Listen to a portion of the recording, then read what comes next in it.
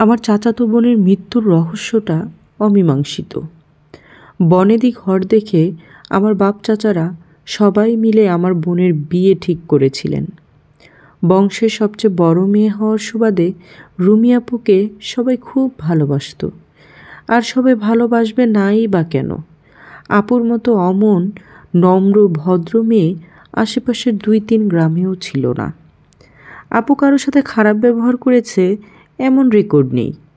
তাই তো দেখে শুনে বুঝে রুমি আপুকে সৈয়দ বাড়ির বউ করেছিলেন আপুর শাশুড়ি। আপুদের বাড়িতে নাকি আপুর শাশুড়ির কথাই শেষ কথা। তাই তো বিয়ের পর থেকেই দেখতাম আপুর চোখে আপুর শাশুড়ির প্রতি ভালোবাসার পরিবর্তে ভয় আর আতঙ্ক। এমন নয় যে আপুকে তারা কোনো অভাবে রেখেছিল অথবা কম খেতে দিত, তবুও আপুকে সব সময় কেমন যেন বিষণ্ণ মনে হতো। চঞ্চলা হরিণীর মতো আমার সেই আপুকে বিয়ের পর যেন আর চেনা যেত না। আপুর স্বামী ফ্রান্সে থাকতো। তারা 2 ভাই। বিয়ের 3 মাস পর তার স্বামী প্রবাসে পাড়ি জমায়। আর বিয়ের 2 বছর পর আপুর আকস্মিক মৃত্যু হয়। আমরা যখন খবর পেয়ে ছুটে গিয়েছিলাম তখন রাত 11টা। গ্রামের রাত 11টা মানে গভীর রাত। রাত 8:30টায় আমাদের বলা হয়েছিল আপু নাকি হঠাৎ স্ট্রোক করে মারা যায়। কিন্তু আমরা গিয়ে দেখি আপুর চুল ভেজা, চোখ দুটো অস্বাভাবিকভাবে ফোলা। তার শাশুড়িকে বলার পর বলেছিলেন আপুর শরীর অসুস্থ হওয়ায় তারা মাথায় পানি ঢেলেছিল, আর গরমের দিন বিধায় লাশ ফুলে গেছে। কিছুটা খটকা লাগলেও আপুর শাশুড়ি এবং দেবরের নিখুঁত অভিনয়ে আমার বাপ চাচারা ভুলে গিয়েছিলেন। আপুর দেবর পড়াশোনা করত, শুনেছি অনার্স পড়ত।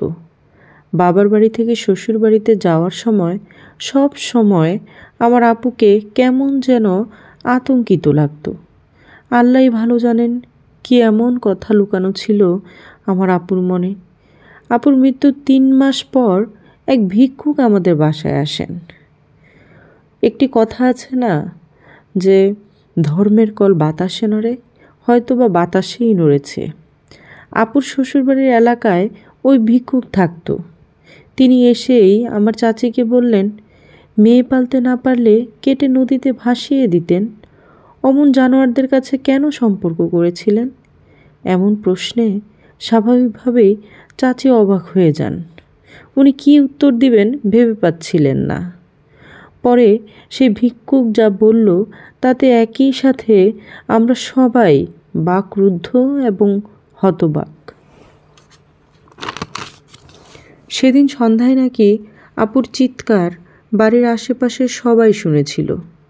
তার দেবর নাকি মদ গাঁজায় সব সময় বিভোর হয়ে থাকত এবং তার শাশুড়ির আহ্লাদের কারণেই নাকি এমনটি হয়েছিল।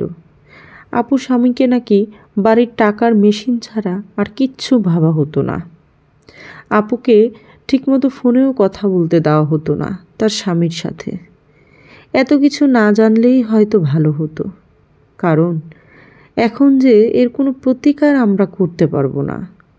সবাই বুঝে নিলাম আপুর শাশুড়ি এবং দেবরের লোভ এবং লালসার শিকার হয়েছিল আমার আপু।